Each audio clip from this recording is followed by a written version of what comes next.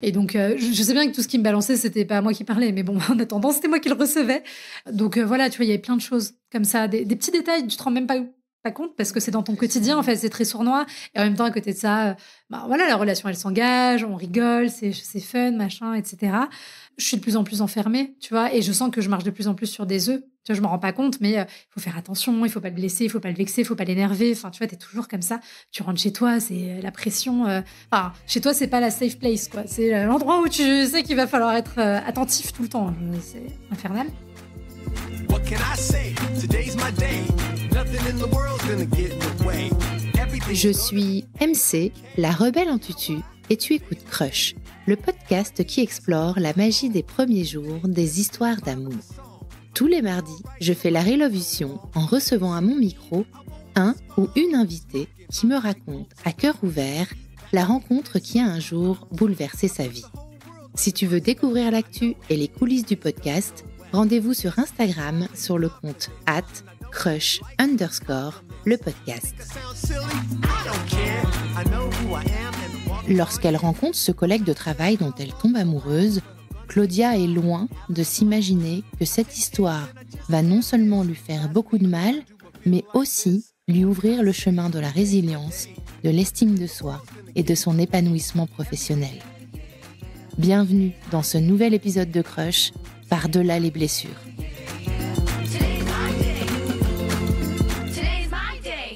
Salut tout le monde, je suis très contente de recevoir aujourd'hui à mon micro Claudia Colombani, coach en estime de soi et en relations amoureuses, créatrice de la marque et du compte Instagram Self Love Project. Tu es aussi autrice du livre Je reprends le pouvoir sur ma vie amoureuse, qui est sorti en janvier 2024, tout récemment, et également podcasteuse. Ton podcast s'appelle Révolution R entre parenthèses, Révolution aimer en conscience. Bonjour Claudia, comment tu vas aujourd'hui ? Bonjour Marie-Charlotte, ça va très bien et je suis très contente d'être avec toi aujourd'hui. Je suis très heureuse aussi. Claudia, est-ce que tu peux m'en dire un peu plus pour commencer sur le Self Love Project et ton approche du coaching amoureux ? Bien sûr, alors le Self Love Project, c'est un projet que j'ai lancé. Le compte Instagram a été créé fin 2018, donc décembre 2018, que j'avais commencé à travailler alors que j'étais encore en poste. Et après, j'ai quitté mon travail pour me lancer à 100% dans le projet. L'idée au tout début, avec mon ancienne associée Mélanie, qui était avec moi sur le début du projet, c'était de faire du coaching en rupture. Voilà, donc un soir, on avait bu un peu trop de chouf. C'est ça la genèse. Hein. Et on se disait, oh là là, il y a plein de gens qui sont en couple et qui ont moins de 30 ans et qui sont pas heureux dans leur relation. Pourquoi ils restent alors qu'ils n'ont pas d'enfants, ils sont pas mariés, il n'y a pas de raison. Et du coup, l'idée, c'était de les accompagner pour les aider à faire le point et à partir. Donc ça, c'était vraiment l'idée de départ. On a fait des blagues là-dessus, on en a parlé à nos potes. Ils nous ont dit « Ah ouais, c'est marrant et tout ». J'ai fait des flyers. Enfin bon, bref, voilà, le truc un peu délire. Et alors là, je sais pas trop ce qui s'est passé, mais on a commencé à tirer les fils de tout ça. Après, on cherchait depuis longtemps une idée d'entreprise à créer ensemble. Donc c'est aussi pour ça que ça a infusé. Et en fait, on s'est rendu compte que ce qui faisait que les gens restaient dans des relations où ils n'étaient pas toujours heureux, c'était beaucoup de choses qui étaient liées au rapport à soi-même, à l'estime de soi. La peur d'être seul, la peur de jamais retrouver personne, etc., etc. Et donc, en fait, on a tiré le fil de ce rapport à soi.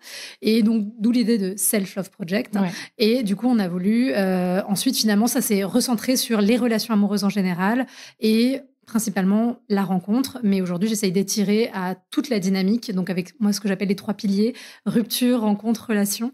Donc, vraiment avoir un écosystème autour de la rencontre en enlevant l'idée de couple comme étant au centre, tu vois, comme étant l'objectif.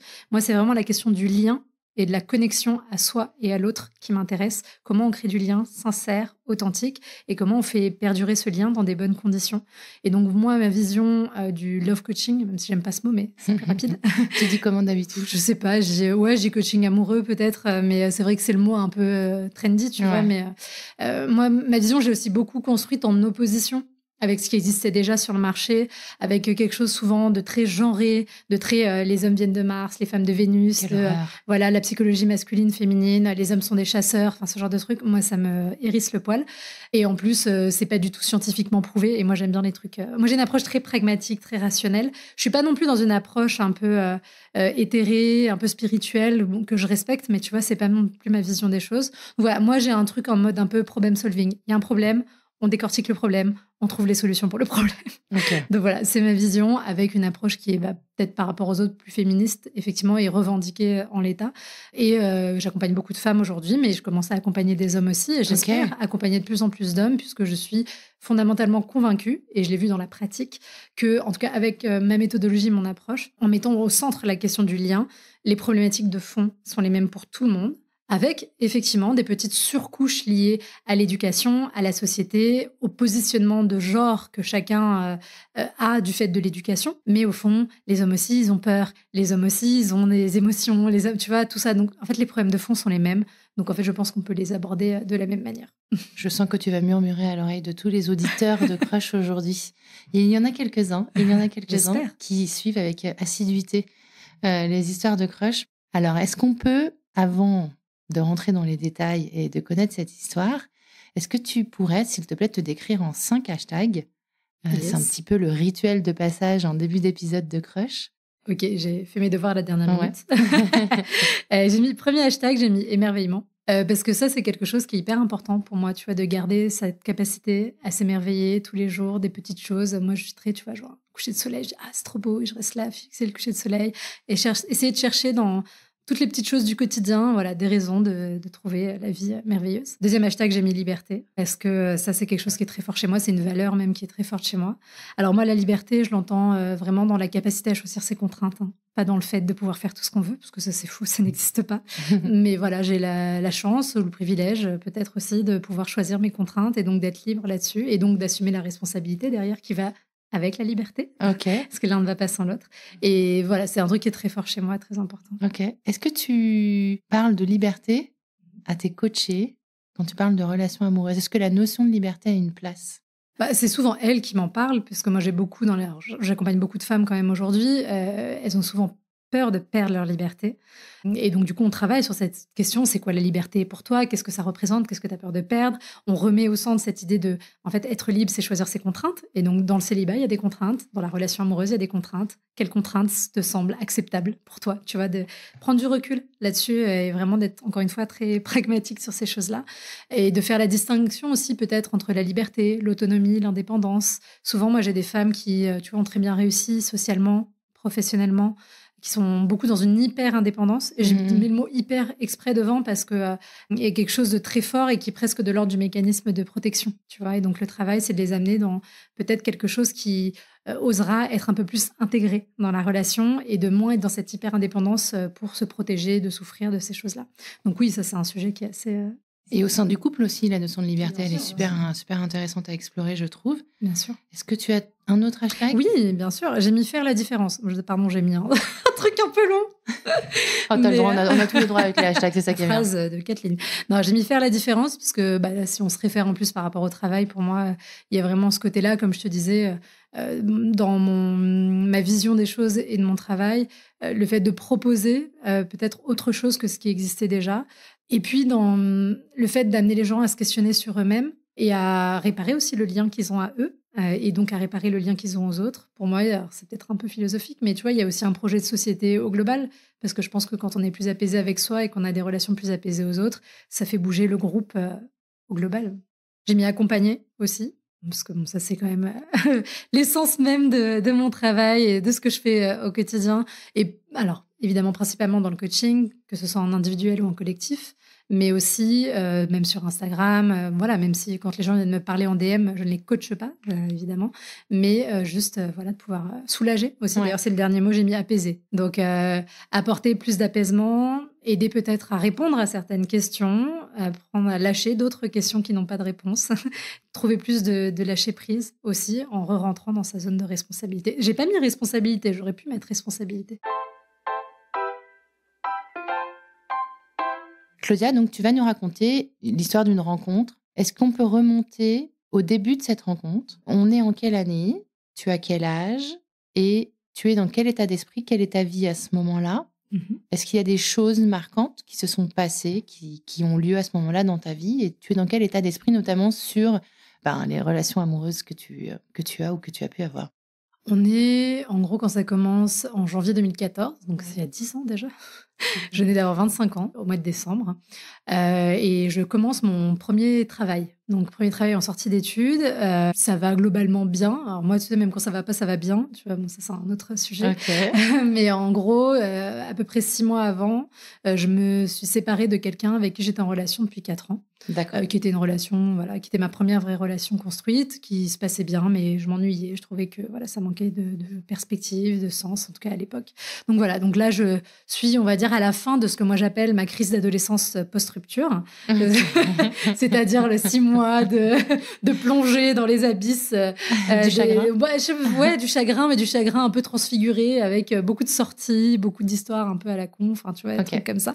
Je vois. Voilà, cette phase-là qui dure, vraiment en moyenne 6 mois chez moi, arrive un peu à sa fin. Et donc, je commence ce nouveau travail dans cette nouvelle entreprise. Un travail qui, je sais, ne va pas me plaire. À l'époque, c'est quoi comme job, tu viens de dire? Je bossais dans une SS2I.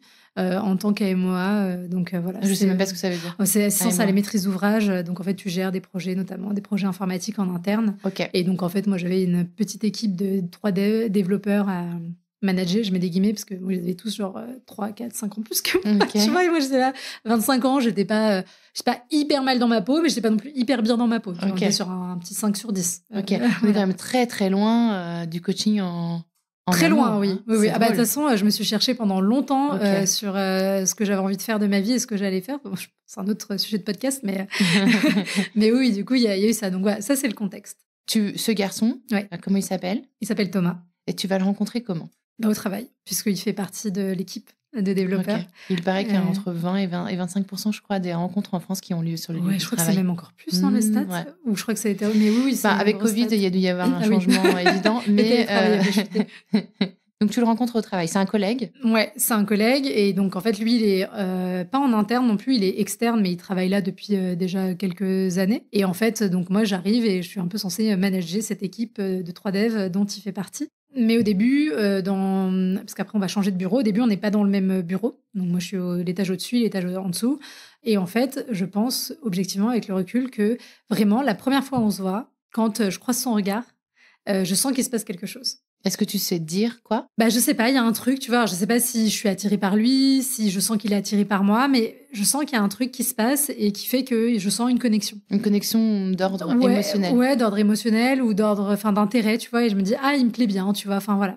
Ça me fait rire maintenant de m'entendre dire ça, parce que quand je sais la suite, et maintenant je suis tellement plus dans cet état d'esprit, du coup, je me dis, oui, ça a changé. Et physiquement, il t'évoquait quelque chose en particulier ou pas ? Non, parce qu'il est assez différent physiquement des hommes avec qui j'ai pu être avant. Donc, il n'y a pas, tu vois, physiquement, il n'y a pas trop de répétition. Chez moi, je suis assez là-dessus. Ça va plus être en termes de problématiques de fond. C'est plus sur la profondeur. Mais tout de suite, voilà, je sens ce truc-là.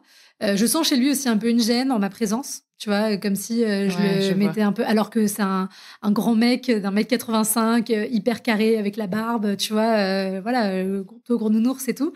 Mais voilà, je sens qu'il y a un petit peu de trouble comme ça. Et dès les premières semaines... le contact passe bien, même avec les autres devs, et on s'entend tous très bien rapidement. Mais avec lui, tu vois, c'est un peu particulier. On est tout le temps en train de se charrier. On est tout le temps en train de se renvoyer la balle, de se taquiner, de se charrier. Toutes les pauses déj, toutes les pauses tout court. Ils font leur pause clope. Je descends avec eux alors que je fume pas. Enfin, tu vois, vraiment, la meuf est partout. Et ce type de relation, t'en avais déjà eu des comme ça ou pas ? Très clairement, tu vois, ce genre de connivence sur le ton de la dérision et de la blague, c'était tous les débuts de mes premières histoires d'amour, c'était ça. Eh bien, à cette époque-là, non. Après, c'est devenu plus un truc sur les histoires que j'ai pu avoir après. Mais j'ai aussi remarqué que c'était un certain pattern et que chez moi, en tout cas, je parle vraiment que pour moi, ça n'indiquait pas forcément des gens avec qui ça pouvait fonctionner. D'accord. Ça a marqué quelque chose, mais il y avait trop de confrontation presque. Tu vois. Donc là, par contre, là, à ce moment-là, t'es pas non, moi je trouve ça génial, j'adore. Moi j'adore, ouais. Tu sais, en plus, ma mère te dirait que j'ai toujours le dernier mot et que j'ai un grand sens de la répartie. Donc moi j'adore me friter verbalement, tant que ça reste évidemment respectueux et tout, mais c'est ma passion. Balancer des punchlines et tout, je trouve ça trop kiffant. Donc au contraire, je trouve ça assez excitant, c'est fun et tout. Et puis à l'époque, j'étais encore beaucoup prise encore dans cette idée de l'amour avec cette rencontre où les gens ils se cherchent un peu, ils s'entendent pas trop au début, mais du coup après ils apprennent à s'apprivoiser. Enfin tu vois, j'avais tout ce fantasme qui était ancré. Ah ouais. Donc tu l'avais. Je pense. Ah oui, bien sûr. Enfin, je me rendais pas compte que je l'avais à l'époque, mais maintenant avec le recul, je pense que c'était quelque chose qui était assez fort chez moi. Et est-ce que tu sais pourquoi ça t'attirait ça ? Bon, je pense que c'est très aussi marqué par la société, la pop culture. Tu vois, si tu regardes dans les films, dans les séries, il y a plein de trucs qui commencent comme ça. Tu vois, ils se chamaillent, ils s'entendent pas trop, et puis finalement ça se passe bien et ils s'aiment. Enfin, tu vois, il y avait tout un truc. Bah, c'est quand Harry rencontre Sally. Oui, voilà. Enfin, en fait, t'as plein de séries, plein de films où c'est on comme ça. On adore se détester. Voilà. Donc il y avait ce truc-là. Alors, on n'était pas dans la détestation. Hein. C'était vraiment on se cherchait. C'était non, mais ça aurait pu, ça aurait pu, mais ça restait léger. Mais tu vois, il y avait ce truc-là. Ça se met en place comme ça. Moi, j'étais très peu patiente. Je suis pas beaucoup aujourd'hui, mais j'étais vraiment pas beaucoup à l'époque. Assez impulsive, tu vois. Donc, et en plus, oui, à l'époque, c'est le grand plaisir. Tu sais, les messageries en interne. Alors, je sais plus ce que c'était. C'était le genre Link, tu vois. Du coup, on discutait, machin. Okay. Bref, donc, ça faisait vraiment monter la sauce comme ça. Et en fait, à un moment donné, il était question que lui, sa mission s'arrête et donc qu'il parte. Okay. Je me dis, on y va. Tu vois, genre, je me dis, ok, il part dans 3 semaines, jette-toi à l'eau. Au pire, tu te prends un bâche. La vie est belle, c'est pas grave, ça continue. Donc, je lui propose qu'on aille boire un verre ensemble sur la messagerie interne. Plus exactement ce qu'il me répond, mais il me répond un truc du style « Ouais, ok, pourquoi pas mais en même temps, tu sais, un truc hyper flou, tu vois. Genre, aujourd'hui, ça purait le red flag. À l'époque, je me dis « Ah non, tu vois, ah ouais, c'est pas grave, c'est mignon, tu vois. » Mais genre, oui, tu sais, c'est compliqué pour moi, machin, blablabla. J'ai un peu souffert dans ma vie. Enfin, tu vois, le genre de discours à la con. Ah, déjà, alors que tu... Ouais, ou je sais plus exactement. Mais ouais, et en fait, déjà, je lui pose juste cette question et c'est déjà hyper compliqué. Tu vois. L'output est genre, ok. Alors, je veux juste boire un verre. Il faut suranalyser le truc, tu vois. Ok. Donc, je dis, ok, très bien, bah, il n'y a pas de souci. Finalement, il s'avère qu'il reste dans l'entreprise. Donc, bon, je me suis pris un semi-bâche, il est toujours là. C'est pas grave, il faut vivre avec. Okay. Mais donc, du coup, cette relation ambiguë continue, ça charrie. En plus, nos collègues, ils nous voient nous charrier. Donc, Claudia et Thomas, blablabla. Enfin, bref, tu vois, genre, ça rajoute à toute l'histoire classique. Et en même temps, donc, il m'a plus ou moins dit non, mais en même temps, il m'a pas vraiment dit non. Donc, la porte, elle est fermée, mais en même temps, elle est ouverte. Mais tu vois, il y a ce truc-là d'attente. Et en fait, ça va durer pendant plusieurs mois. Parce que là, quand je lui demande, on est genre en février, fin février, début mars, on se met ensemble des mois après. Donc, c'est-à-dire que pendant quasiment 8 mois, il me dit oui, puis non, on va toujours pas boire ce verre. Et puis, on a des conversations à la fin du travail. T'es dans quel état d'esprit à ce moment-là? Toi, t'es amoureuse de lui, t'as envie d'aller avec lui? Je pense que j'étais... Tu te fermes à d'autres histoires? Alors, j'essaye quand même de rencontrer un peu des gens à côté, mais tu vois, ça donne rien. Et ouais, lui, il a pris beaucoup de place dans ma tête, mais parce qu'en même temps, quand tu vois quelqu'un tous les jours, que tu parles avec lui en vrai, par messagerie. Ensuite, il y a un moment donné, je sais plus exactement quand, mais on a switché par message, parce qu'à ce moment-là, j'avais pas encore son numéro, ça s'est arrivé genre 2-3 mois plus tard. Mais donc, en fait, il prend toute la place. Et puis moi, je te dis, à l'époque, je suis très impatiente, très impulsive, très obsessionnelle. Donc, voilà, je m'invente des... Enfin, c'est pas que je m'invente, c'est qu'il se passe des choses, mais ça se concrétise jamais. Et lui, il est vraiment... c'est chaud-froid, quoi. Très dans le truc... il a dû lire beaucoup de conseils de love coach, tu vois. Tu crois? Classe, je sais pas, mais en fait, très imprégné dans ce truc-là. Il faut pas lui répondre. Ouais, il faut pas lui répondre, le machin, le truc. Enfin, c'est comment je l'analyse avec le recul, tu vois. Très dans un truc un peu viriliste, un peu toxique, tu vois. Pas dramatiquement, mais aujourd'hui, ce serait beaucoup trop pour moi, tu vois. Genre, mais à l'époque, ça me dérange pas. Et je te jure que je passe des fois 45 minutes, 1 heure, 1 heure et demie à la sortie du travail, à parler avec lui tu sais, j'ai oublié maintenant, c'était il y a 10 ans, mais vraiment sur oui, mais pourquoi c'est difficile pour toi, l'amour, machin. Enfin, tu vois, essayer de comprendre, de creuser, de régler les problèmes, de l'amener vers, vraiment des trucs, j'y passe des heures. Ok. Genre oui, étrange. Ah non, mais c'est un truc de ouf. Ouais, étrange. Je suis embarquée dans le truc, tu vois. Pour dire la vision que j'avais des relations à l'époque. Et puis, en fait, maintenant, c'est quelque chose que j'ai analysé a posteriori. Mais tu vois, dans ce truc instinctif que j'ai ressenti chez lui, je m'en suis rendu compte après, au travers de notre relation, je pense qu'il y avait une part un peu, dit comme ça paraît un peu violent, mais j'ai expliqué après, mais presque un peu de pitié, tu vois. Mais c'est parce qu'en fait, je pense que j'ai senti sa blessure. C'est comme si, en fait, dans ce premier regard dont je te parlais tout à l'heure, j'avais vu sa faille tout de suite. Et que cette faille, il fallait que je sois là pour faire quelque chose. Elle avait déclenché chez toi un elle instinct, a un truc de protection, un truc de culpabilité. De compassion. De compassion, et un peu de pitié aussi, d'une certaine manière, tu vois. Parce que un peu comme si fallait faire attention, tu vois, machin, tout ça. Et déjà un truc quand même rassurant et... hyper maternant, englobant et tout, ouais. Alors que c'est lui qui se positionne un peu en mec mal alpha, tu vois, truc comme ça et tout. Mais voilà, faire attention, faut pas le brusquer. Je me rappelle d'un truc. En plus, tu sais, c'est le mec qui se vexe très vite et qui fait facilement la gueule. Donc, un jour, on n'était pas encore ensemble, au travail. On s'assoit tous à table et en fait, on avait mal calculé le nombre. Et donc, en fait, il arrive, il n'y a plus de place.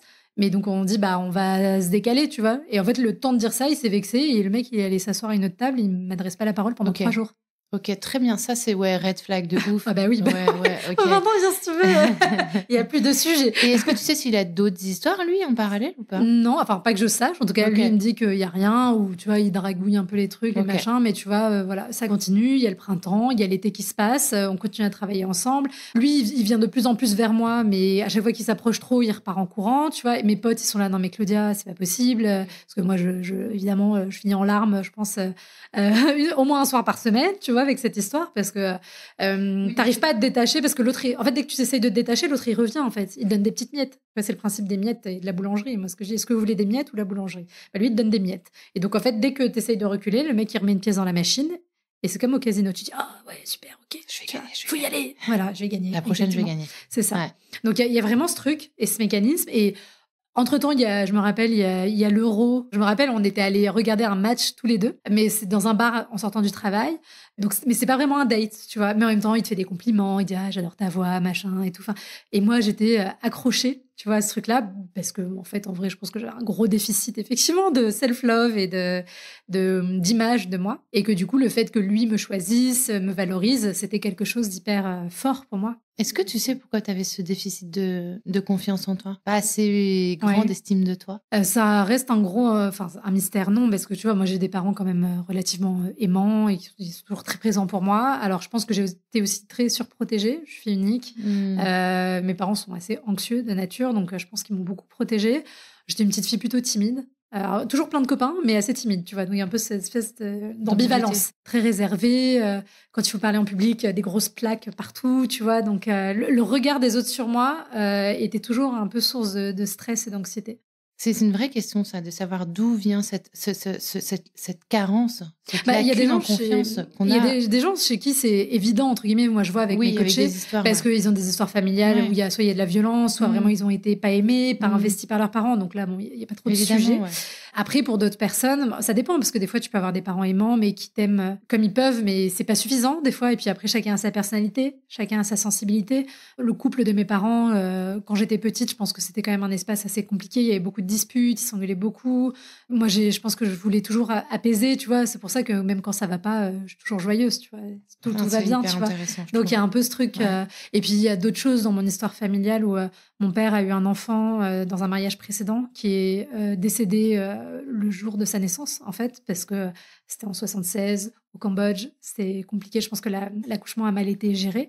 Et donc, l'enfant est décédé à ce moment-là. C'est quelque chose que j'ai appris plus tard. Mais je pense que c'est un deuil que j'ai porté par transmission, tu vois. Parce que mon père m'en a pas parlé pendant longtemps. Je l'ai découvert toute seule, parce que j'étais une fouineuse quand j'étais petite.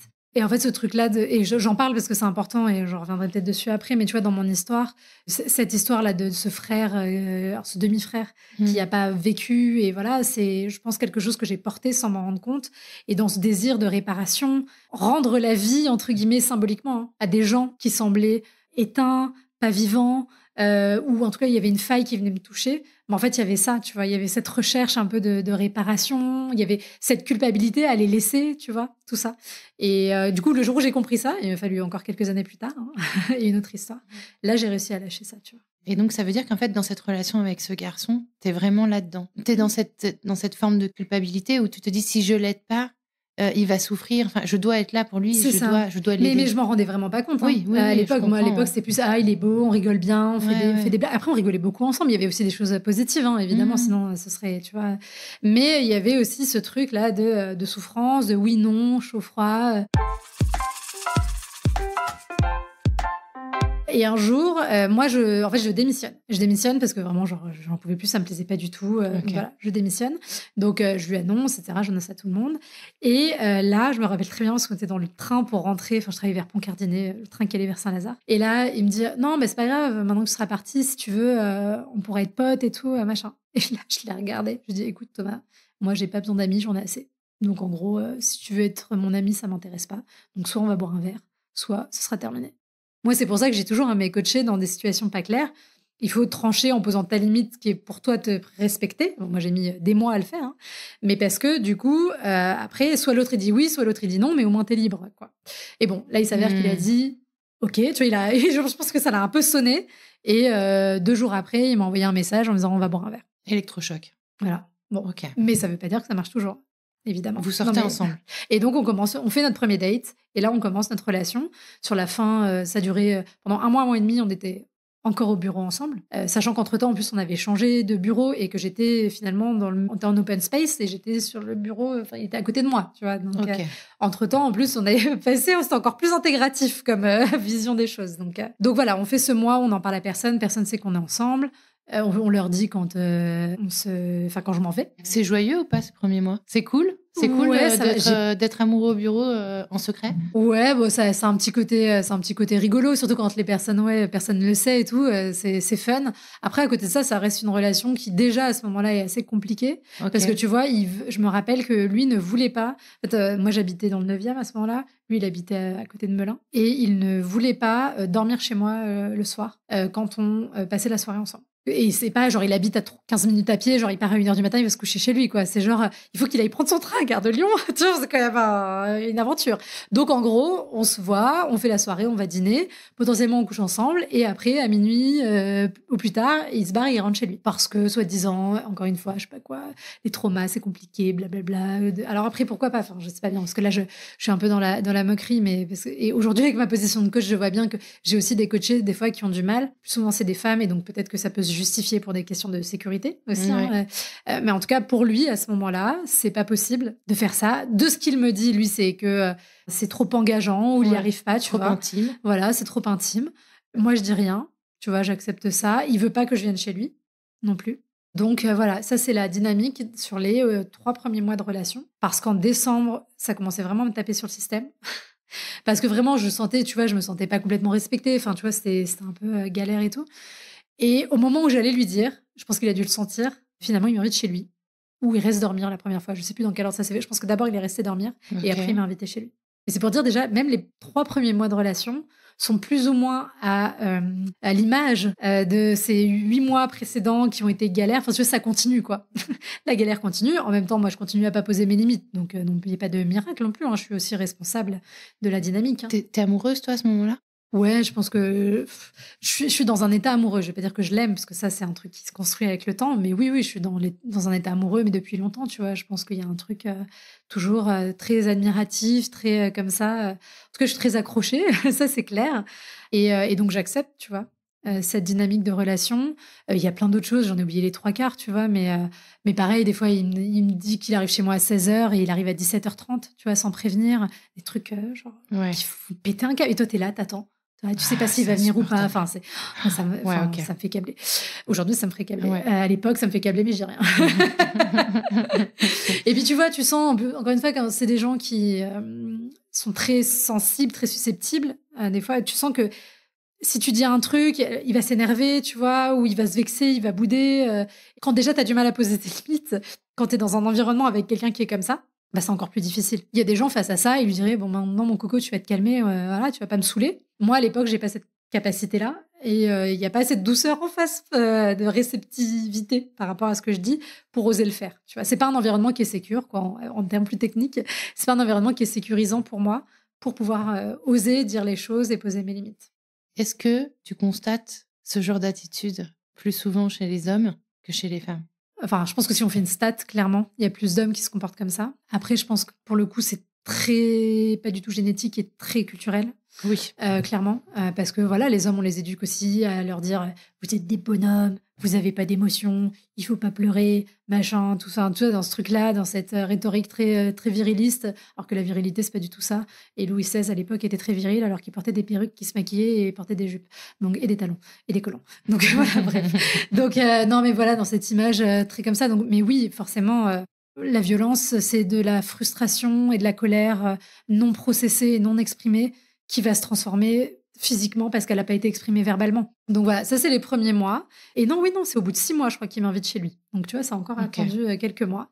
Et à partir de là, quand même, il y a quelque chose qui se débloque. D'accord. Il m'invite chez lui, il me présente ses parents et tout. Donc les choses commencent à se mettre... donc là, on est en 2015, donc ça se met en place tranquillement. Moi, j'achète mon appartement, je déménage, etc. Donc là RAS, tu vois, si je crois qu'il y a un jour, il y a un truc assis, parce que ça, je pense que quand même, symboliquement, c'est important d'en parler un jour. Je pense que c'est dans cette période-là. On me rappelle, on est sur les quais, on discute, et il me demande avec combien de mecs j'ai couché avant lui. Donc, je lui donne ma réponse, qui évidemment ne le satisfait pas, parce qu'en plus, je pense que mon nombre était supérieur au sien, sachant que mon nombre n'était pas non plus. Tu sais, c'est un chiffre. 250. Tu vois. Non, mais on est même pas sur un truc à 2 chiffres. Hein, un truc. Donc, et combien même, il n'y a pas de sujet. Tu vois, chacun fait ce qu'il veut. Mais je veux dire, voilà, je dis pas 250. Il se vexe. Et genre là, mais tu vois, il faut dire, tu sais, c'est les gens quand ils se vexent. Ça, c'est genre rideau, quoi. C'est la Reine des Neiges à côté, elle a chaud, quoi. C'est vraiment, on est sur du froid polaire. Je la note. Non, mais vraiment, tu vois, il se fige. Et en fait, il devait rentrer chez lui. Donc, aller prendre un train à Gare de Lyon, on était sur les quais. Donc, pendant tout le trajet où je le raccompagne jusqu'à Gare de Lyon, il est là, il est figé, complètement fermé, il m'adresse plus la parole. Oh là là. Ou alors, quand il m'adresse la parole, il est hyper méprisant, hyper rabaissant, etc. Et moi, en fait, si tu veux, mais ça, c'est mes névroses à moi, par rapport à mon histoire familiale, tout ça, moi, en plus, j'ai une espèce un peu d'hyper-vigilance, tu vois, sur est-ce que les gens, ils vont bien, est-ce qu'ils me font la gueule, est-ce que machin. Donc, je suis très, très attentive au non-verbal, à tous ces trucs-là. Et donc, moi, ça, typiquement, ce genre d'attitude, c'est le genre de truc qui, chez moi, déclenche ma névrose, tu vois, ça déclenche mes triggers. Et donc, plus il est comme ça, et plus moi, j'allais être là, ah non, mais je suis désolée, mais pardon, et je m'écrase, et plus je m'écrase, et plus lui, enfin, bref, voilà. Un bordel. Donc, je le ramène, il reprend son train. Et genre, pendant 3 jours après, j'ai pas de nouvelles. Donc, le silent treatment, je rappelle quand même que c'est une forme de violence hein, pour ceux et celles qui nous écoutent, et qui soit qu'ils le font, soit qu'ils le subissent. Le silent treatment, c'est le ghosting ? Non, c'est pas le ghosting, c'est plutôt quand t'es en couple avec quelqu'un, d'arrêter de lui parler, de plus lui donner de nouvelles, de pas répondre aux messages. C'est pas du ghosting, tu vois, parce que tu vas revenir. Okay. Mais tu fais la gueule et du coup tu parles plus à l'autre pendant 2-3 jours, mais tu lui signifies même pas, tu vois. Ouais, voilà. Okay. Juste tu signifies par ton silence que t'es vénère. Genre on n'est pas en maternelle, quoi. Tu vois, à un moment donné, et ça c'est horrible à faire subir à quelqu'un. Ouais, c'est horrible. Donc ça pendant 3 jours, et je sais plus si c'est lui ou si c'est moi qui revient. C'est très probablement moi, il y a des chances. Et du coup il revient ou je reviens. Et il m'envoie un message, mais on finit par se voir, tu vois, et on se voit. Et là, il me fait comprendre à demi-mot que c'est moi qui dois m'excuser, tu vois. Bref, voilà ce que je fais sûrement, tu vois, parce qu'à l'époque, j'étais complètement dans le truc, voilà. Bon, bref. Et la relation reprend son cours. On finit par partir en vacances une première fois en septembre 2015. Ça fait 1 an qu'on est ensemble. Et là, je lui dis « je t'aime ». Donc, ça a mis 1 an, hein, quand même, pour le faire. Je lui ai écrit sur une petite carte. On était en Écosse, n'importe quoi. On était en Grèce. Rien à voir. Non, c'est une île.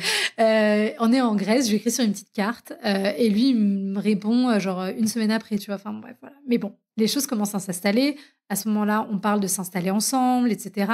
La vie continue. Il devient de plus en plus... Enfin, il manifeste de plus en plus des petites pointes, tu vois, de jalousie. Des fois, quand je travaille, il dit « Ah, tu veux travailler bien comme ça ?» Tu vois, des choses comme ça. Si. Et en fait, tu vois, il y a plein de choses que j'ai oubliées, mais c'est des petites choses un peu insidieuses. C'est qu'à la fois, il me complimente et à la fois, tu vois, il va me charrier, il va m'appeler sa petite paupiette. Alors, pourquoi pas, tu vois, mais sous-entendu, t'as pris un peu de gras, t'es ma petite paupiette, tu vois. C'est très avec le recul, je sais que lui, c'est quelqu'un qui était très insécure physiquement, qui à une période de sa vie avait pris beaucoup de poids et qui du coup avait du mal, qui avait un peu de dysmorphophobie, tu vois, par rapport à tout ça. Et donc, je sais bien que tout ce qui me balançait, c'était pas moi qui parlais, mais bon, en attendant, c'était moi qui le recevais. Donc voilà, tu vois, il y avait plein de choses comme ça, des petits détails, tu te rends même pas compte parce que c'est dans ton quotidien, sournois, en fait, c'est très sournois. Et en même temps, à côté de ça, voilà, la relation, elle s'engage, on rigole, c'est fun, machin, etc. Je suis de plus en plus enfermée, tu vois, et je sens que je marche de plus en plus sur des œufs. Tu vois, je m'en rends pas compte, mais il faut faire attention, il faut pas le blesser, il faut pas le vexer, il faut pas l'énerver. Enfin, tu vois, t'es toujours comme ça. Tu rentres chez toi, c'est la pression. Enfin, chez toi, c'est pas la safe place, quoi. C'est l'endroit où tu sais qu'il va falloir être attentif tout le temps. C'est infernal. T'as des warnings qui s'allument, toi, à ce moment-là, ou pas du tout ? Franchement, là, objectivement, non. Je pense que, tu vois, je suis prise dans le truc. Ça me paraît... je sais pas si ça me paraît normal, mais juste, je le subis comme ça, tu vois, sans trop me poser de questions. On finit par emménager ensemble. 2 semaines après éclate, je pense, la plus grosse dispute de notre relation. Je raconte parce que c'est aussi très symbolique, tu vois, de la mécanique. C'est qu'en gros, on est allé à l'anniversaire d'un de ses amis à Boulogne, là. J'ai oublié, au chalet des... Non, c'est pas le chalet des îles ? Oui, c'est le chalet des îles à Boulogne. Et donc, on sort de là, on a un peu pompette et tout. Et donc, il faut trouver le moyen de rentrer à Pantin. Donc, hyper pratique géographiquement pour ceux qui connaissent. L'autre bout de Paris. Donc, on se dirige vers le métro. Et donc, en fait, on cherche notre chemin à un moment donné. Et il me dit, il faut aller à droite. Et moi, je dis, non, il faut aller à gauche. Si on va à droite, on rentre dans le bois, ça va pas aller. Et moi, je dis, non, il faut aller à gauche. Et là, il se vexe. Alors, certes, on avait un peu bu, hein, il se vexe. Parce que j'insiste, tu vois. Et donc, on va quand même à gauche. Mais du coup, il est vexé, donc il marche 5 mètres devant moi. Donc moi, là, j'étais quand même un peu énervée. Donc, tu vois, je suis là en mode, ouais, bon, ça, il va pas me saouler, quoi, tu vois, on se calme. Et on continue à marcher et tout. Et à un moment donné, je le rattrape et tu vois, genre, je lui mets la main sur le bras. Et là, il me pousse comme ça et il me dit, laisse-moi, me tape pas. Je dis, ok. Genre, j'ai posé la main, genre, tu vois, et genre, je le sens hyper en colère. Il y a beaucoup de violence, tu vois, qui sort, genre, laisse-moi tranquille, tu vois, machin et tout. Et on continue, on arrive au métro, le métro est fermé. Donc, pareil, on essaie de trouver une solution. Et là, il se réénerve. Ah oui, ce que j'ai oublié de dire, pardon, ça, je pense que c'est important. Dans les histoires de pourquoi il voulait pas se mettre en couple, il m'avait raconté que son ex était folle. Tu vois, le warning venir. Ah, punaise. La classique. Oh mon Dieu. Alors, il y a toutes est-ce les que cases, c'est vrai ou pas? Mais bon, oui. Toutes les cases. Il m'avait raconté que son ex était folle, qu'elle elle avait balancé ses affaires par la fenêtre, que J'ai déjà elle avait entendu attaqué au cette couteau histoire. un jour et tout. Alors, peut-être qu'elle l'a fait, mais maintenant, connaissant l'histoire, je me dis que si elle l'a fait, c'est peut-être qu'elle avait une raison de le faire, tu vois. Mais bon, bref, c'était pour dire. Donc voilà, il me dit ça, ouais, il me repousse violemment. Encore une fois, tu vois la différence de gabarit. Lui, il fait 1m85, 100 kilos. Moi, je fais là, je fais 1m70, mais tu vois. Donc, je me sens, voilà. Et donc là, par contre, tu vois, il me saoule. Donc, il me repousse, il me truc, je me dis, je me casse. Donc, moi, je me barre et je pars à pied. Donc là, on est à la Muette. Il est 1h30 du matin. Et je me barre, je me dis, je vais rentrer de mon côté. Et là, au bout de 5 minutes, je me rends compte que je n'ai plus de batterie sur mon téléphone, que je n'ai plus pas ma carte bleue sur moi. Oh merde. Et je me dis, bon, il va falloir rentrer en transport en commun. Et heureusement, je connais le quartier, donc bref. Je prends un Noctilien, 2 Noctiliens, 3 Noctiliens. J'arrive chez moi à 4h du matin. Mission. Grosse mission. Et j'arrive à la maison, lui, il était déjà rentré. Et il était en train de faire ses valises. Et elle était là, avec la valise sur le lit, en train de faire ses valises, en larmes, en train de... Je dis, mais qu'est-ce que tu fais? Je dis, oui, non, mais c'est plus possible, je peux pas vivre dans ces conditions. Je sais pas, genre, le drama, tu vois. Je dis, mais what et tout. Et donc, moi, évidemment, qu'est-ce que ça fait? Ça enclenche les froses et mon mécanique. Donc, moi, je commence à dire, mais non, mais pourquoi? Je t'en supplie, enfin, machin et tout. Enfin, bref, tu vois. Tu t'excuses, alors que t'as rien fait, tu t'excuses, tu machin et tout. Finalement, il met la valise dans l'entrée, il dit, je partirai demain, je sais pas quoi. Il va dormir dans le canapé. Moi, je suis dans le lit en larmes. Heureusement, j'ai une de mes amies qui vit aux États-Unis. Donc, tu peux l'appeler à 5h du matin parce que là-bas, elle n'est pas couchée. Donc, je l'appelle, je pleure et tout. Il revient, il vient me voir, il me fait « Mais arrête de pleurer, pourquoi tu pleures ?» et tout. Genre, hyper méprisant, hyper violent. Bref, je me couche, je dors 1 heure parce que je devais aller au travail à 8h à Roissy, en plus, un merdier. J'arrive au travail livide et tout. On s'est toujours pas réconciliés. Avant de partir, je lui ai mis un petit mot en disant « Je suis désolée, pardonne-moi, ne pars pas, je t'aime ». Enfin, au niveau de désespoir de la nana. Et donc, je lui laisse ça. J'ai pas de nouvelles. Et je crois que vers 15h, il finit par m'envoyer un message en me disant « Oui, tu sais, je pense qu'il faut qu'on parle. C'est trop compliqué. » Je sais pas, mais genre un truc. Je me dis « Mais attends, à la base, j'ai juste dit on va à droite ou à gauche, tu vois. » Enfin, genre c'était juste ça le point de départ. Et donc, moi, pareil, je lui refais des messages disant « Mais non, je suis sûre qu'on peut arranger ça, t'inquiète pas. » Enfin, bon, bref. Tu vois, la conversation surréaliste. Ouais. Et d'un coup, il se calme. Il me dit « Ah oui, t'as raison, je suis désolée. » Ah oui, parce que dans son premier message, ou quand il m'écrit, il me dit « Là, je vais partir à Melun, je vais chercher ma voiture et je viens chercher mes affaires. » Enfin, vraiment, tu vois, on était parti. Ok. Donc, je le supplie, machin. Il se calme. Et il me dit « Ok, très bien, on en parle ce soir, t'inquiète pas. » Vraiment, le switch. Non, mais sans déconner, c'est « Ok, t'inquiète pas, ce soir, tu rentres, je vais m'occuper de toi. Tu dois être fatiguée, ma pauvre petite chérie. » Genre, tu fais « Ok. » Et du coup, c'est hyper... En même temps, c'est un switch qui t'apporte du soulagement, toi. Parce que là, t'es en angoisse totale. Ouais, donc, en fait, quand il switch, ça te soulage. Donc, t'arrives même pas à voir qu'en fait, c'est la catastrophe et que c'est la mécanique manipulatoire, d'une certaine manière. Tu vois, qu'elle soit consciente ou pas consciente, mais c'est la mécanique manipulatoire. Et je rentre. Il est là. Il me dit, mets-toi sur le lit et tout, machin. Enfin, sur le canapé. Je vais m'occuper de toi. Donc, il fait des petits trucs et tout. Il s'occupe de moi, il n'y a pas de souci. Il avait rangé la valise. Il n'y a pas de sujet. Et là, on parle et tout. Et là, il me sort, je sais plus comment il me dit ça. Il me dit, ah oui, d'ailleurs, tout à l'heure, tu sais, je t'ai dit que j'étais dans le train pour Melun, mais c'était pas vrai, hein, j'étais dans le canapé. Toute détente. Et tu sais, moi, je pense que j'étais tellement fatiguée, tellement, tu vois, je percute même pas, tu vois. Genre là, c'est même plus des red flags à ce moment-là. On est sur une armée. On est clairement sur un magasin. Sur une relation toxique et... Donc, voilà, tu vois. Et genre, je dis rien. Moi, je suis là, ok, très bien. Trop contente que ça reparte. Est-ce que ton entourage, est-ce qu'ils détectent quelque chose et est-ce qu'ils essayent d'entrer en dialogue avec toi là-dessus? Parce que c'est très délicat quand tu es dans la position de l'ami, de la sœur, du frère, du parent, de créer un dialogue sur ce sujet. Je pense que alors mes parents, je pense qu'ils s'en rendent pas trop compte parce que je leur parle pas des parties négatives. Mes amis, en fait, le problème c'est que, et ça c'est un vrai traquenard. Comme l'histoire a mis beaucoup de temps à se mettre en place et pendant tout ce temps, mes amis m'ont dit non, Claudia, faut que tu partes, faut pas que tu acceptes ça, etc. Quand l'histoire commence, en fait, j'ose pas leur dire les choses parce que j'ai trop peur qu'ils aient un mauvais jugement de lui. Et donc, il y a plein de choses que je leur raconte pas. Ouais, tu vois, donc par exemple, cet épisode-là de l'histoire du chalet des îles, il y a certains de mes amis à qui je le raconte pas parce que j'ai peur de leur jugement. Alors, et c'est pas de leur faute, hein, c'est moi. Ouais. Et donc, du coup, il y en a qui savent, il y en a qui savent pas. Il y en a qui essayent quand même, hein, mais à l'époque, tu sais, j'ai la tête dure, hein, je suis un peu un caillou. Hein, donc, quand j'ai une idée en tête, il n'y a pas grand-chose qui m'arrête. On a tous vécu ça, hein, que ce soit à ta place. Oui, ou de l'autre côté. Moi, j'ai vécu aussi du côté de la copine. Bien sûr.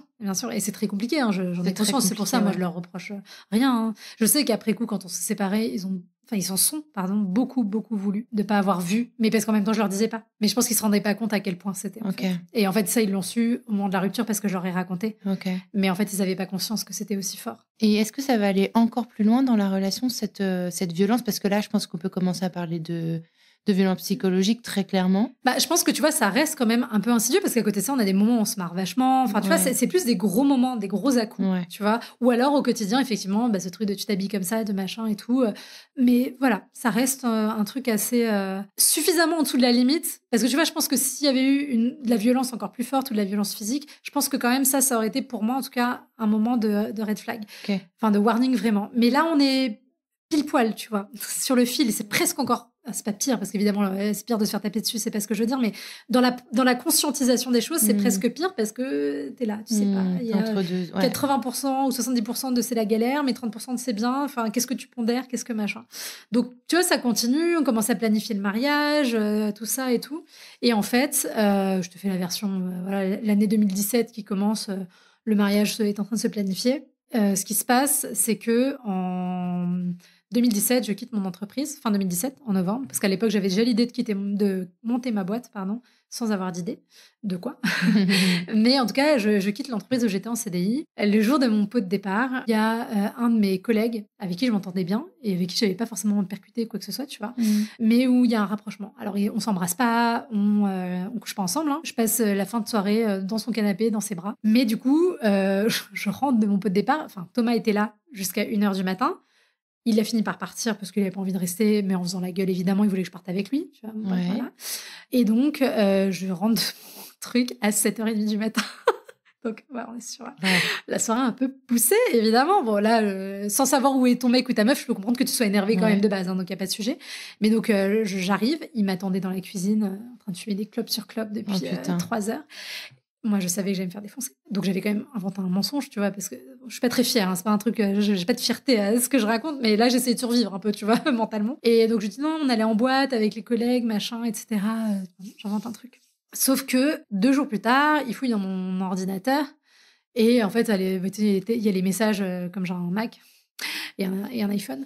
Il y a les messages que j'envoie, tout est connecté. Et donc, en fait, il voit des messages que j'ai envoyés à une amie où je parle de ce qui s'est passé, tu vois. Et donc là, je rentre du travail. Et tu vois, il commence à essayer de prêcher le faux pour avoir le vrai et tout. Mais il commence à péter un câble et il me dit « Oui, je sais très bien ce qui s'est passé avec lui. Pourquoi tu m'as rien dit ?» Enfin, vraiment, la colère. Mais là, vraiment, la colère, la violence, tu vois. Et moi, en fait, si tu veux, ça me tétanise. La violence comme ça, vraiment, ça me fiche comme un lapin dans les phares d'une voiture. Je sais plus quoi faire à part pleurer. Globalement, c'est ma seule. Et donc, je suis complètement figée. Et là, il commence à me dire « Donne-moi ton téléphone. Je veux voir ton téléphone. » Moi, je refuse parce que je sais que... Ah oui, parce qu'entre-temps, avec cette personne, on s'envoyait des petits messages et tout. Encore une fois, rien de dramatique, mais bon, je sais pas non plus l'innocence, tu vois. Bien sûr, il y avait quelque chose. Donc, je veux pas. Et en fait, là, je me rappelle très bien, c'est dans le couloir de l'appartement. J'ai mon téléphone dans les mains. Il essaye de m'arracher le téléphone des mains. Et moi, je résiste. Et en fait, ça dure comme ça pendant 30 secondes. Et en fait, j'ai l'image de moi en train de m'éclater le crâne contre le mur. Et je me dis, lâche le téléphone. Donc, j'ai lâché le téléphone. Il prend, il regarde, il trouve pas... Ah si, il trouve les conversations, mais heureusement, je pense qu'il est tellement en colère, il est tellement dans l'émotionnel qu'il lit en diagonale, il voit pas tous les trucs. Enfin, ça se passe plus mal. Et par contre, là, il se met vraiment, vraiment très en colère. Il se met à hurler. Il met un coup de poing dans la porte de la salle de bain. Il fait un trou comme ça, tu vois. là, j'ai peur, tu vois. Là, c'est la première fois où vraiment j'ai peur physiquement pour mon intégrité. Et donc, je suis complètement, genre, je sais plus quoi faire. Donc, je me mets à pleurer, je lui dis de se calmer. Et en fait, le truc, c'est que ça, c'est la mécanique aussi dans les relations comme ça, de manipulation, c'est que l'autre, quand il a l'impression que tu es au-dessus, il t'écrase. Mais quand il sent qu'il a repris le pouvoir, il se calme. Et donc, en fait, comme je pleure, j'arrive plus à m'arrêter de pleurer, ben, en fait, il s'apaise. Parce qu'il se dit, c'est bon, elle est revenue, tu vois, dans un truc, voilà. Et donc, il me dit, non, mais t'inquiète pas, machin, etc. Enfin, tu vois, il redevient tout gentil, le switch, encore. Et du coup, toi, t'es là, tu sais plus, t'es perdu. Entre-temps, il avait envoyé un message à mes parents, à ma cousine pour leur dire adieu. Enfin, tu vois, en mode, j'étais ravie de vous connaître. Mes parents, ils reçoivent ça, ils sont pas au courant de ce qui se passe, tu vois. Mon copain qui m'envoie un message. Ma cousine qui me dit, mais qu'est-ce qui se passe? Ma cousine était au courant, mais elle me dit, mais qu'est-ce qui se passe? Thomas m'a écrit et tout. Enfin, bref. Le merdier. Il me dit, tu lui parles plus, je veux que tu lui écrives et que tu dises que c'est fini. Et tu vois, à ce moment-là, je sens au fond de moi qu'il y a une partie de moi qui n'arrive pas à lâcher cette autre histoire. Alors, je pense que c'est un truc de survie, tu vois, qui s'est enclenché. C'est-à-dire que j'étais accrochée à ce mec et à cette histoire, plus vraiment parce que c'était ma seule sortie possible, hein, je pense, sans m'en rendre compte. Mais il me dit ça et je lui dis, je peux pas. Je peux pas lui dire stop. J'ai pas envie de plus jamais lui parler, tu vois, c'est impossible. Je finis quand même par le faire sous la pression et la contrainte. Je lui envoie un message, je lui dis que c'est fini, il me dit je comprends, bref, voilà. Sauf que la vie étant bien faite, n'est-ce pas? Le lendemain du jour où je lui ai envoyé le message, c'était la fête de Noël de la boîte. Et même si j'étais partie 15 jours avant, bah, je vais à la fête de Noël, tu vois. Okay. Je picole comme un trou, c'est la fiesta, le machin, le truc. Bref, au moment où évidemment j'aurais dû rentrer chez moi, je ne rentre pas chez moi, je suis tout le monde en soirée, en boîte. Et là, le mec arrive en face. J'envoie des photos à mon mec, genre avec ma collègue, en mode regarde, on s'amuse trop, tu vois, genre vraiment le truc. Mais moi, toi, tu tombes dans la manipulation parce que t'as pas envie de te faire éclater, tu vois, t'es un peu dans le truc.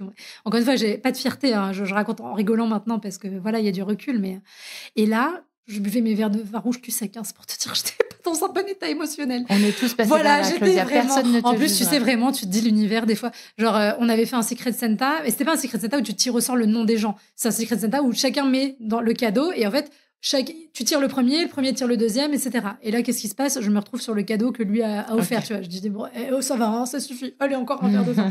Bon. Donc, on arrive dans cette deuxième soirée. Moi, je suis au fond du trou, j'en peux plus. Je m'isole à un moment, et là, le mec arrive vers moi. Il me prend dans ses bras. Il me dit, oui, tu sais, c'est compliqué. T'as débarqué dans ma vie comme une ogive nucléaire. Je fais, ok, punchline, très bien. Bref, on discute. C'est la cata. Je me mets à pleurer. Je finis par rentrer chez moi. Et donc, le mec attend le Uber avec moi. Et genre, quand je monte dans le Uber, il me dit adieu. Tu vois, genre, bref, tout le monde est dans le mélodrame. Je rentre chez moi à 4h du matin. Donc, évidemment, c'est encore la catastrophe. Et là, rééclate une énorme dispute. Le lendemain, je vais au travail. Et là, Thomas, je sais pas ce qui s'est passé. Je pense que... Et encore une fois, hein, je dis ça, je suis en jugement, mais je pense qu'il a vraiment vrillé. Mais vraiment, parce que là, il est passé dans un autre monde. C'est-à-dire que toute la journée, il m'envoie des messages en me disant « Oui, comment t'as pu me faire ça ?» Je commençais un autre travail, du coup, un CDD, après mon CDD. J'étais dans le bureau du chef et je voyais des messages popper. Ouais. « Comment t'as pu me faire ça? T'es horrible. J'ai perdu 3 ans de ma vie avec toi.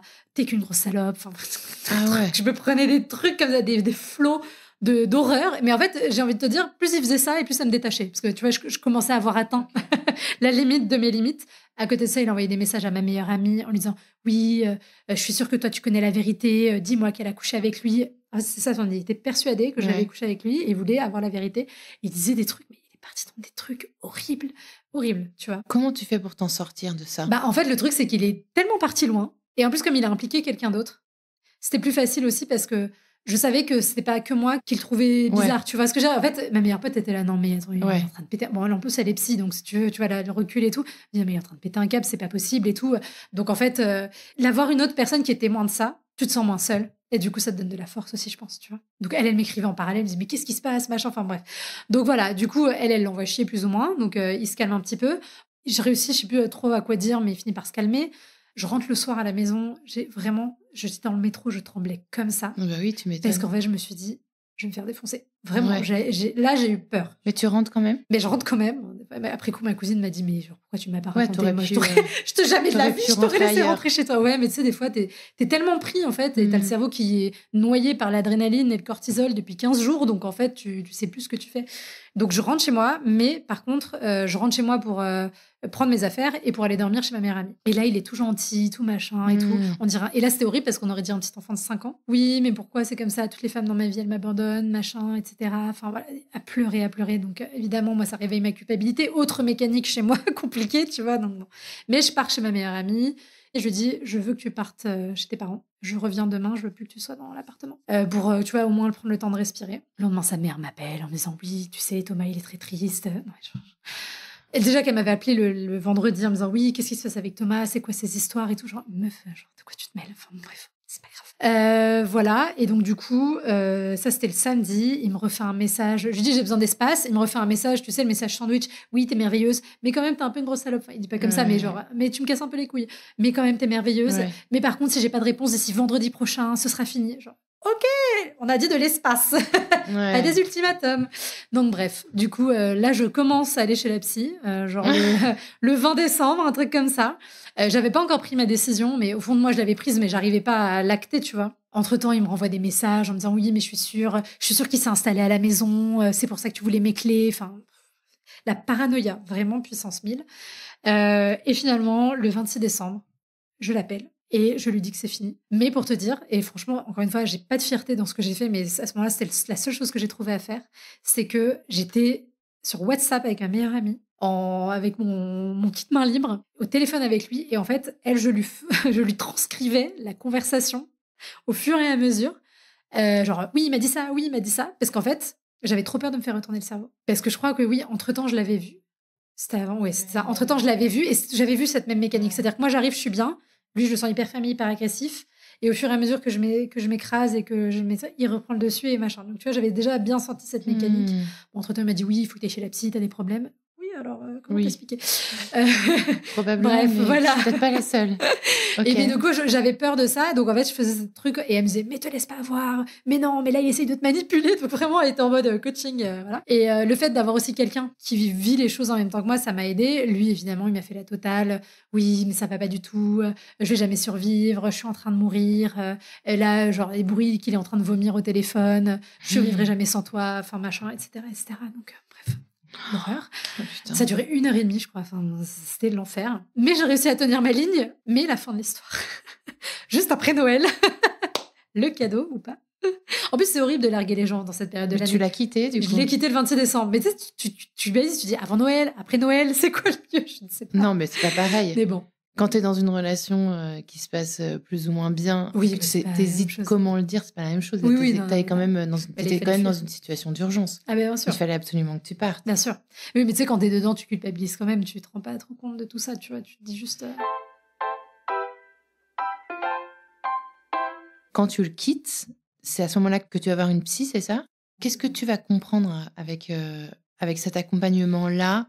Qu'est-ce que tu vas comprendre des mécanismes qui se sont joués? Tu as employé plusieurs fois le mot mécanisme, schéma. Comment tu vas réussir à dépasser ça pour enclencher un nouveau cycle et aller vers une rencontre plus saine? Parce que c'est ce qui va se passer après. Oui, mais longtemps après, parce que tu vois, je le quitte, on est en décembre 2017. Donc, c'était il y a 6 ans. La thérapie, déjà, ce que ça me permet de voir, c'est que je suis pas forcément la méchante de l'histoire. Alors, encore une fois, je pense pas qu'il y ait des gens toxiques. Je pense qu'il y a des dynamiques de relations qui sont toxiques et que... Bon, après, là, je sais pas si on peut qualifier ça de relations abusives, parce que les relations abusives, c'est encore autre chose. Les parts de responsabilité sont pas distribuées pareil. Mais j'ai aussi ma part. Tu vois, c'est-à-dire, j'ai pas posé mes limites, j'ai pas dit les choses, j'ai pas dit stop. Donc, ça, et puis à la fin, tu vois, l'histoire avec le collègue, c'est pas très glorieux. Donc, mais est-ce que...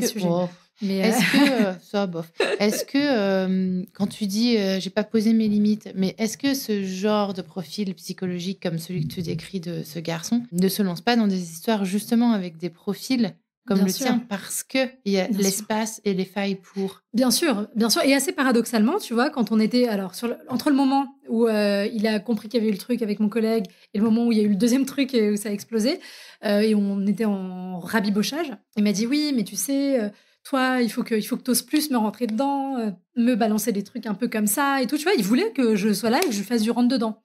Mais c'est pas mon caractère. Et en plus, il ne offrait pas l'espace pour que je puisse le faire. Donc, tu vois, le paradoxe du truc. Oui, surtout que du coup, il mettait une fois de plus la responsabilité sur toi. Bah, ça, c'est le grand sujet de la déresponsabilisation. Donc, non, mais voilà, j'ai compris qu'effectivement, dans la mécanique là, il y avait quelque chose de toxique, un gros déséquilibre. Moi, ça m'a permis... alors, je sais pas si je suis victime, tu vois, mais d'accepter une partie quand même de victimisation, enfin d'être victime dans cette situation.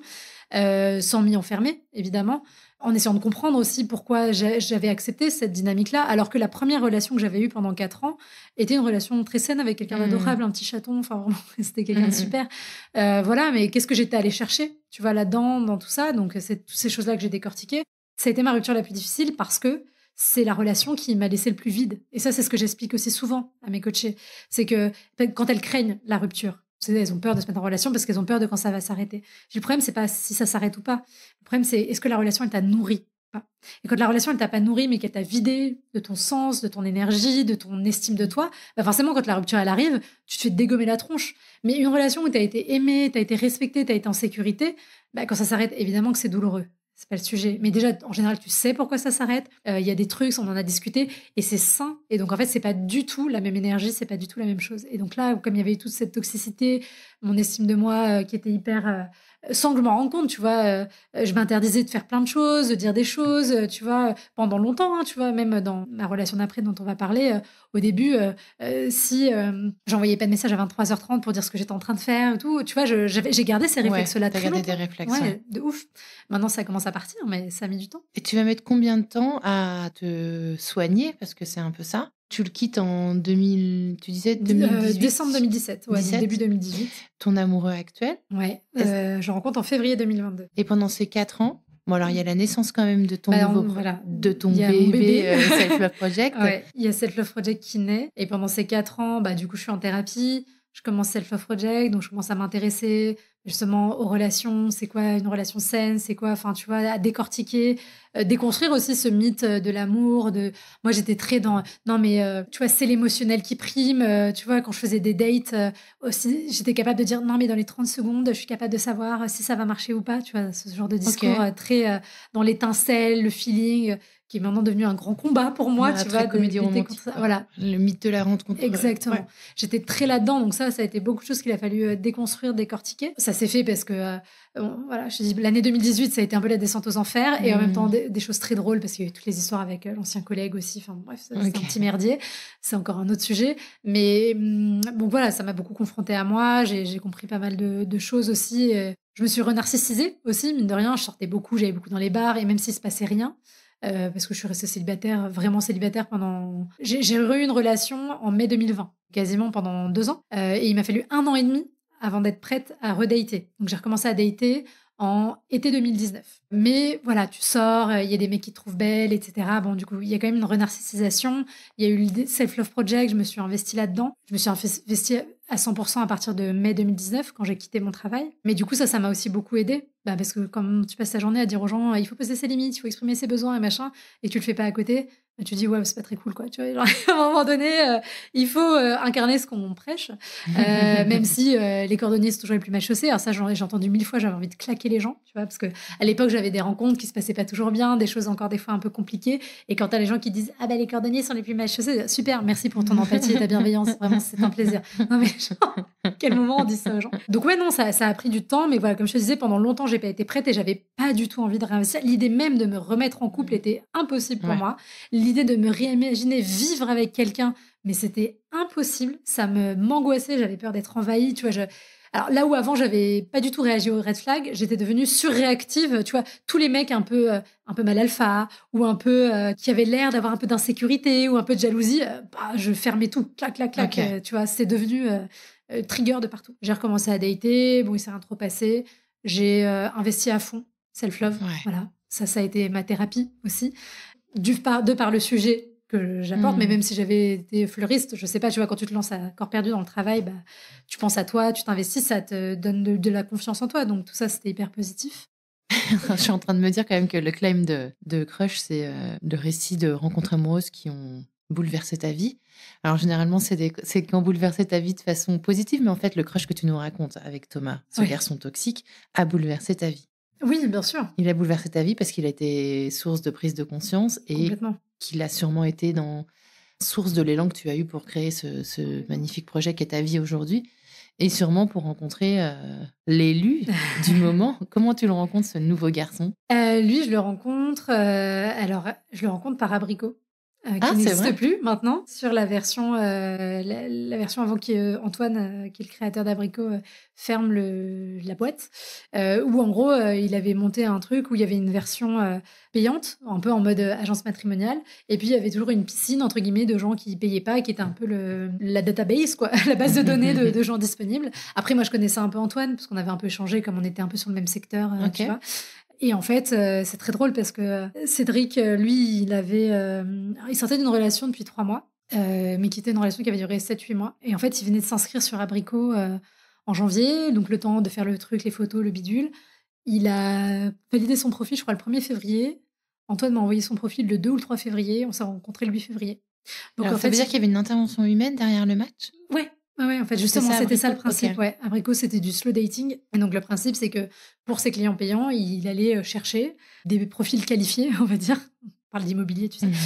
des clients qualifiés, mais avec qui ça pourrait matcher. Et en fait, le principe d'Abricot, et ce qui était assez chouette, c'est que tu ne parles pas à la personne avant de la rencontrer. Donc, c'est-à-dire que moi, on m'a poussé le profil de Cédric, j'ai regardé, il y avait des vocaux, j'ai écouté. J'ai dû répondre à 3 questions, où j'ai répondu en vocal aussi, pour dire pourquoi son profil me plaisait, machin, c'est quoi mon date préféré, premier date préféré, enfin voilà. Il a écouté mes réponses, il a dit ok, elle a l'air sympa. Et du coup, après, via Antoine, on a calé une date de rendez-vous. Et la veille du rendez-vous, j'ai eu son numéro de téléphone, et là, on a pu caler le lieu. Et du coup, on s'était pas du tout parlé avant de se rencontrer. Et du coup, c'était pas mal. Est-ce que tu connais Slowly ? Slowly ? Non, je connais pas. Je tease un petit peu, il y a un épisode que j'ai enregistré. Le principe, c'est avec un couple qui s'est rencontré sur Slowly, c'est de s'écrire des lettres électroniques avec un décalage horaire. En fonction de là où tu l'envoies, ça met un certain temps à arriver. Et donc, la correspondance ne se fait que comme ça. Okay. Tu ne peux pas, en fait, échanger autrement. Et ben, ça redistribue vachement les cartes. Bah oui. Et donc là, ce que tu dis sur Abricot, c'est vrai que de ne pas discuter avant de se rencontrer, ça garde un peu la magie, tu crois, ou pas ? Ouais, bah en fait, ça évite de projeter. Alors, ça peut être positif comme négatif. J'avais déjà fait avant, parce qu'avant qu'il passe sur ce modèle payant, Antoine, Abricot, c'était gratuit. Et là, en gros, c'était le système qui te poussait des profils, mais il t'en poussait qu'un par un, qui devait correspondre. Et tant que tu n'avais pas répondu par oui ou par non, et même après le date, si tu n'avais pas répondu, on t'en poussait pas d'autres. Et j'avais fait à l'époque déjà quelques 4-5 dates avec ça, qui avaient rien donné, mais qui étaient tous qualitatifs, tu vois. Et donc là, c'était encore un peu différent parce que Cédric, il était du côté payant. Donc en fait, du coup, ça donnait aussi un côté sérieux. Tu dis, bon, le mec, il a investi de l'argent, il n'est pas là pour déconner non plus. Alors, et tout de suite, ça match avec lui ? Bah écoute, ouais, parce que tu vois, on s'est rencontrés le 8 février et depuis, on est toujours ensemble. Donc je pense que c'est la personne qui a utilisé le service pendant le moins longtemps. Mais vraiment, il s'est inscrit le 1er février, le 8 février, c'était plié. Ciao, c'est plié. Ça vraiment genre la meilleure réussite du système. Après, voilà, c'est aussi parce que moi, j'avais fait tout ce travail en amont. Moi, j'avais commencé, alors évidemment... il y a un biais de confirmation dans ce que je vais raconter, hein, mais j'ai commencé mon année 2022 en disant « Ok, c'est bon, maintenant, je suis prête. Je suis prête, on y va. » Mais parce j'avais fait d'autres rencontres, il s'était passé des petites choses qui avaient fait switcher des choses aussi à l'intérieur, tu vois. Moi, le gros switch, ça a été de me rendre compte que j'étais prête à ce qu'on s'occupe de moi, d'avoir quelqu'un qui prenne soin de moi. Parce que je pense que je m'étais tellement mise, tu vois, dans un truc de protection, de réserve et tout, que c'était compliqué. Et donc après, voilà, quelques mois plus tard, j'ai rencontré Cédric.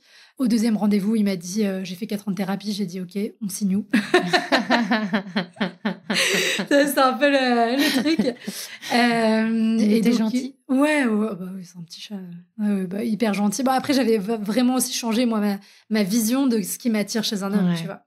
J'étais passée d'un truc un peu, voilà, encore une fois un peu viriliste, un peu. Alors, j'étais pas non plus hyper mal alpha, hein, parce que mon côté féministe n'aurait pas supporté ça trop longtemps, mais voilà, un mec plus grand, carré, machin, enfin, tu vois. J'avais complètement, presque inversé, alors peut-être que ça aurait été too much, tu vois, mais j'avais presque décidé que les mecs qui faisaient ma taille, qui étaient un peu plus secs, un peu plus fins, etc., bah du coup, c'était des mecs, comme ils correspondaient pas physiquement à la virilité, bah ils étaient obligés de se déconstruire un petit peu plus, et que du coup, ils étaient plus gentils, tu vois.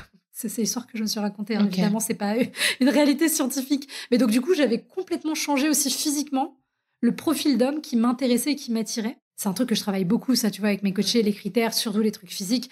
Je veux dire, bien sûr qu'il faut être attiré par l'autre, mais bon, tu te maries pas avec les yeux, la barbe ou la carrure de quelqu'un. Donc oui, et tout de suite, il était hyper gentil et il était investi. Je sais pas, on a eu une grande conversation au premier rendez-vous, on parlait de transhumanisme, tu vois, donc lui, je sais que ça l'a... cette fille merveilleuse, on peut parler de transhumanisme au premier date. C'est elle. C'est normal. C'est Non, elle. mais du coup, au deuxième rendez-vous, on a dû faire 8 heures de date. On s'est retrouvés à 11h pour bruncher au Hoxton et on a fini à 19h, quoi. Donc voilà, on parle beaucoup, on parle toujours beaucoup. Et voilà, et puis les choses se sont faites au fur et à mesure. Après, ça n'a pas été forcément, pour moi, très facile au début. Et ça aussi, c'est un truc que je communique souvent parce que quand on sort d'un monde de relations un peu compliquées, un peu toxiques, etc., qu'on est habitué au haut et au bas, quand tu as quelque chose de tranquille, de calme, en fait, ça te confronte beaucoup à toi-même, à tes peurs, à tes mécanismes. Et donc, du coup, j'ai beaucoup de peurs qui sont revenues. Tu vois, au début, il était super gentil. Je me disais, ah, mais gentil, c'est chelou. Qu'est-ce qui va se passer? Tu vois, ça se trouve, il fait du love bombing, j'en sais rien. Enfin, tu vois, non, parce qu'entre-temps, j'avais une autre histoire de 1 an avec quelqu'un qui m'avait vachement love bombé, qui était dépressif. Enfin, voilà, tu vois, du coup, j'étais hyper, putain, c'est bizarre. Ok, bon, alors attends, parce que moi, j'aime bien finir sur des notes positives. Attends, il y a une annonce quand même. Oui, bah du coup, là, on va se marier au mois de l'exclu. Attention. Non, mais je parle assez peu de ma vie sentimentale sur Instagram. Parce que pour moi, c'est pas le sujet. Alors, bon, j'en parle plus en podcast, c'est différent, c'est plus intime. Mais oui, on se marie là au mois de juin. Un mariage civil, il y aura le mariage laïque l'année prochaine. Mais du coup, ouais, c'est chouette. C'est une belle histoire. Et enfin, je sais pas, bon, là, pour l'instant, on est plutôt parti pour que ça dure. Mais dans tous les cas, ce que je sais, c'est que maintenant, ça a recréé des nouveaux standards et que plus jamais... En fait, quand tu as goûté à ce que c'est une relation saine, vraiment, et que tu as intégré ça, je pense que tu peux plus jamais retourner dans un truc vraiment ultra toxique. Sauf à avoir effectivement des blessures très fortes ou après, bon, il y a des mécanismes d'emprise, ça c'est encore autre chose, mais tu vois, le truc un peu classique du mec qui te répond pas, qui souffle le chaud et le froid, qui nana, flemme. T'as la flemme, t'as plus envie. Flemme. Ah ouais, ça c'est vraiment le beau genre. Ah là, flemme. Ouais. Ça vient avec l'âge aussi, je me dis, j'en discutais avec mon mec hier, je crois. Ça vient avec l'âge, je crois. Ah non, ça dégage. Donc maintenant, on ne laisse rentrer dans son périmètre que des gens qui ont l'air sains et après on valide s'ils le sont vraiment. Mais sinon, pas le time. Pas le time. Ça, c'est un bon mot de la fin, c'est pas le time. Non, est-ce que, en mot de la fin, est-ce que s'il y a des auditeurs, des auditrices de Crush qui nous écoutent, qui ont détecté dans leur relation un peu les mêmes signes que celles que tu as décrites dans ta relation avec Thomas, est-ce que tu aurais une ou deux pistes de réflexion ou une ou deux prises de conscience? Je ne sais pas si tu peux parler de conseils. Je pense que déjà, il faut se poser la question, effectivement, est-ce que j'arrive à être moi-même? Est-ce que je suis différente, complètement différente, quand je suis avec mon partenaire, ma partenaire, ou avec mes amis? On est toujours un peu différents, hein, ça c'est normal, mais vraiment, genre, est-ce que j'efface, je coupe des parties de moi? Est-ce que la personne que je suis et que j'exprime dans cet espace relationnel, c'est quelqu'un que j'ai envie d'être? Ou pas du tout. Si je fais le bilan de la relation, est-ce qu'il y a plus de positif ou de négatif? Parce que c'est ça aussi, hein, des fois on est pris dans le petit truc du quotidien, mais au global, voilà comment ça se passe. S'il y a des choses qui me dérangent, comment je peux les exprimer à l'autre et faire l'effort de l'exprimer et de voir comment l'autre réagit. En se rappelant toujours, d'ailleurs, quelle que soit la situation, que quand on exprime quelque chose à quelqu'un, ce qui compte, c'est pas... Enfin, oui, c'est le contenu de sa réponse, mais sa réponse nous donne des informations sur l'autre, pas sur nous. Des fois, on n'ose pas poser une limite ou exprimer un besoin parce qu'on se dit « Ah, si l'autre il dit non, ça veut dire qu'on n'est pas aimable et qu'on n'est pas suffisant. » Non, ça veut juste dire qu'il veut pas ou qu'il peut pas. C'est pas tout à fait la même chose. Donc voilà, de regarder ça, d'en parler autour de soi aussi, à des gens qu'on sait être capables d'être bienveillants, non jugeants et compréhensifs. Ok.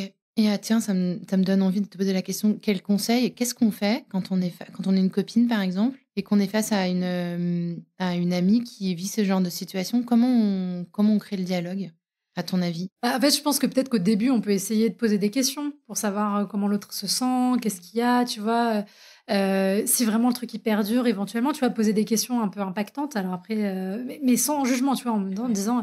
Est-ce que tu te vois continuer? Est-ce que là, si je te dis dans 5 ans, ça a continué pareil, tu vis ça, est-ce que ça te paraît OK? Combien de temps tu as encore envie de vivre ce genre de choses, tu vois? Ouais.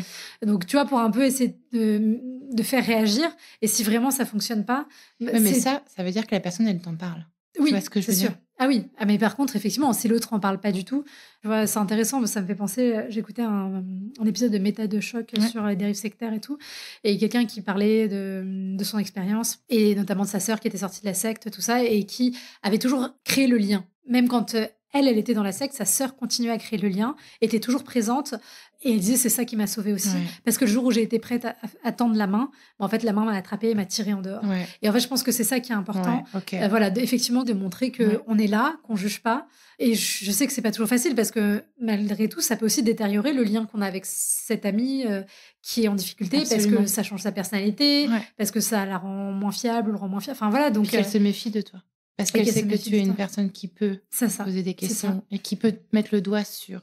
Donc, en fait, je dirais, c'est faire comme on peut aussi soi par rapport à ses propres blessures. Et donc, voilà, essayer de respecter, d'avoir de la bienveillance.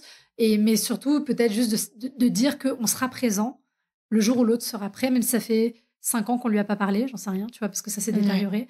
Se dire que quand elle sera là et qu'elle demandera de l'aide, on répondra présente, tu vois. Peut-être que c'est ça l'engagement qu'on peut prendre, si on en a envie. Merci Claudia. Avec plaisir. Et vive l'amour.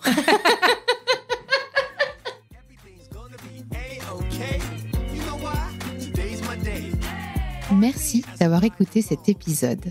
Je compte sur toi pour aller mettre 5 étoiles et un commentaire sur ta plateforme d'écoute favorite, notamment Apple Podcast.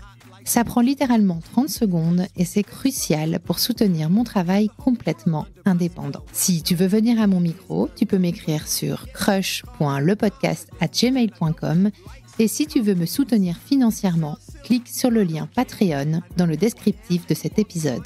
1000 merci pour ton écoute et à la semaine prochaine pour un nouveau Crush.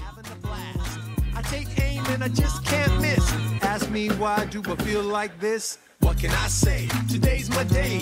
Nothing in the world's gonna get in the way.